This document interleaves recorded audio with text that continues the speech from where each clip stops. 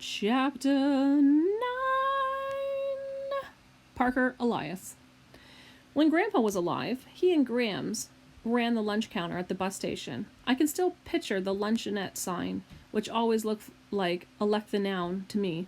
I don't remember much about Grandpa, except that he used to tell me it was a $10 word, and I'd be able to read it just fine when I got older. We know how that worked out. Grams would stand up for me in front of the candy counter, which seemed like it was a mile high, although that was just because I was small. She'd say, "What'll it be, kiddo?" And I could pick out whatever I wanted. In those days, I didn't mind being kiddo, because she definitely knew my real name. "This handsome fellow is my grandson Parker," she had announced to the regulars when they came by. You could tell by the way she boomed it that she was totally thrilled by the idea.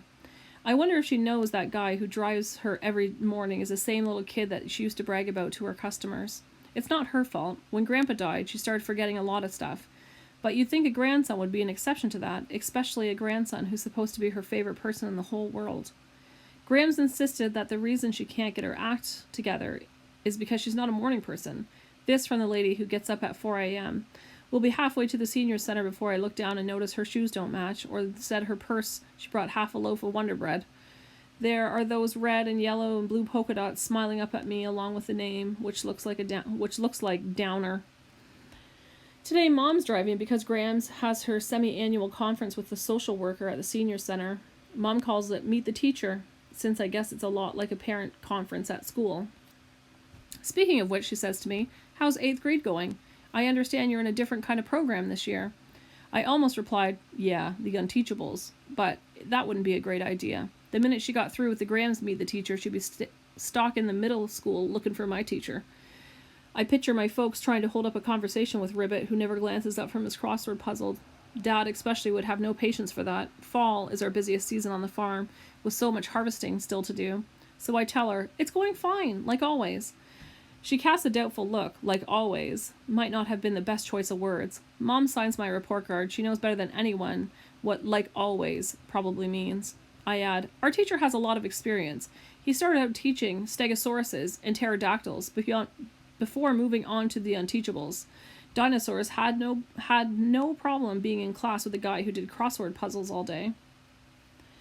Mom looks like she has more questions, but luckily Grams is waiting outside her building. No mismatched clothes or missing socks, no rubber gasket from the coffee maker on her wrist instead of a medical alert bracelet. She's thrown a little to see me in the passenger seat instead of behind the wheel, so it takes some coaxing to get her into the truck. She has to sit on the hump between Mom and me, since the pickup seat has no back seat. "Of all the cars, you picked this one?" she asked Mom. "You're crazy." "It's just for a couple of minutes," my mom promises. "Once we drop Parker off at school, you'll have plenty of room." "I'm Parker," I put in quickly, since Grams is looking around the car in confusion. She beams at me. "Hiya, kiddo. What do you want for breakfast?" "No time. We're coming up on my stop." Mom pulls up in front of the school and I get out. She waves. "Have fun." Yeah, right. Fun. That's the last word to come to mind when I think of SCS 8. On the other hand, a sit down with Grams and the social worker won't be a party either. I'm probably getting the better deal. As the pickup roars off, I hear a crunching sound as a crushed. I don't know why. Why can't I remember this word? Vuvuzela? Let's see if that's close. You guys are going to be saying this at home while I'm still struggling with it. Vuvuzela. Vuvuzela. Vuvuzela. Vuvuzela. Vuvuzela. Vuvuzela. Vuvuzela. Vuvuzela. Vuvuzela.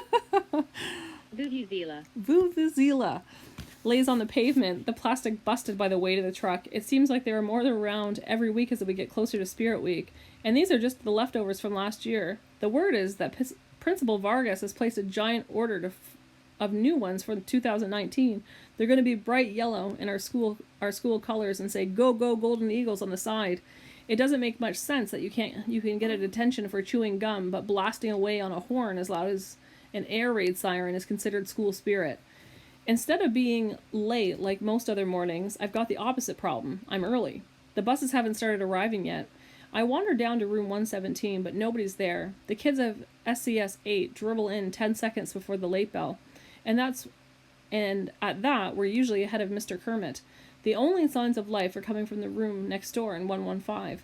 Miss Fountain is in her classroom rearranging the Velcro smiley faces on her job boards. There is already a Hershey kiss sitting in the middle of each desk, and you know what Mr. Kermit gives us every morning? Nothing. If you don't count the dirty looks. She spots me standing in the doorway. Good morning, Parker. You're early today. Come have a kiss. I stare at her for a long time before I realize she's talking about the candy. Thanks. The chocolate is sweet in my mouth. When you spend your time in SCS 8, I'll almost forget there's another way to live. My eyes find the lizard terrarium. Hey, I say suddenly. Vladimir's back. She beams. Mr. Kermit found him for me. Really? That doesn't sound like the Ribbit I know. The one who wouldn't give anybody the skin off a grape. Suddenly, I experience almost an irresistible desire to drop to the floor and sit cross-legged on the taped circle. I know Miss Fountain's teaching style is too babyish for our age, but circle time that day might have been the most comfortable I felt in middle school. When you're in that circle, nobody's going to ask you to read something that's written with an unbreakable code. Maybe Aldo can't come up with anything nice to say, but I'm willing to go with it if it means no reading. I'll even say nice things about Elaine. A couple of the 7th graders show up, and there's an emotional reunion with Vladimir. I join in for a while, but eventually one of them notices that I'm there. You're not in this class, he comments meaningfully. That's right, I reflect with a sigh. I'm not. I shoulder my backpack and head next door, even though it's still early. Kiana crouches in the hall outside SCS 8, a look of intense concentration on her face. What's going on? Shh! She presses a finger to her lips and points inside the classroom. Mr. Kermit is talking. At first, I think he's chewing someone out. His voice is a lot sharper than his usual half-sleepy drone, and then I hear the reply, tinny and very close. It's coming from the intercom, right on the other side of the door. Principal Vargas. I think you'd be happy about this, Zachary, the principal is saying. It's no secret that the sound of those vuvuzelas drive you over the edge. Zachary, Mr. Kermit's name is Zachary. That's not the point, our teacher replies. You've already separated my class from everybody else in the building. Maybe you have your reasons for that, but you can't exclude them from activities for Spirit Week. That's punishing them for something they haven't done yet.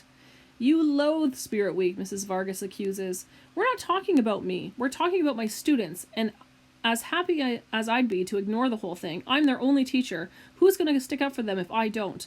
Beside me, Kiana pumps a fist and whispers, Go, Ribbit! Think of who we're talking about here, the principal insists. Think of the disruption that they're capable of. Now picture them with Vesvulas in their hands. Let that be my problem, Mr. Kermit says stubbornly. It's not going to be anybody's problem, Mrs. Vargas says.